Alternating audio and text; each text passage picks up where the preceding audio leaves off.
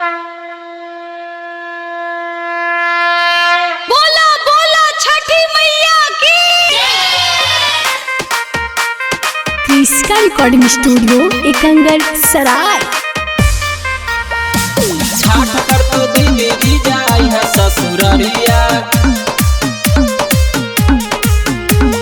छाठ कर तो दिल्ली जाई है ससुररिया। Presented by Kriska films. Delhi से यया जीजा धर के रे लगड़िया, दिल्ली से यया जीजा धर के रे लगड़िया। छाठ कर तो दीदी जीजा यया ससुररिया, छाठ कर तो दीदी जीजा यया ससुररिया। पूजा के सामान किने जाइहा तू बजरिया, पूजा के सामान किने जाइहा तू बजरिया। छाठ कर तो दीदी जीजा यहा ससुररिया, छाठ कर तो दीदी जीजा यया ससुररिया। छाठ कर तो दीदी जीजा यहा ससुररिया, छाठ कर तो दीदी जीजा यया ससुररिया। छाठ कर तो दीदी जीजा यहा ससुररिया, छाठ कर तो दीदी जीजा यहा ससुररिया।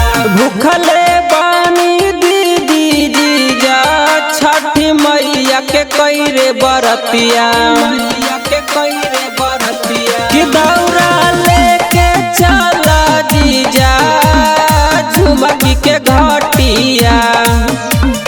कर तो इंतजार दीदी पेनी के सड़िया, कर तो इंतजार जीजा पेनी के सड़िया। छाठ कर तो दीदी जीजा यहा ससुररिया, छाठ कर तो दीदी जीजा यया ससुररिया। छाठ कर तो दीदी जीजा यहा ससुररिया, छाठ कर तो दीदी जीजा यया ससुररिया। छाठ कर तो दीदी जीजा यहा ससुररिया।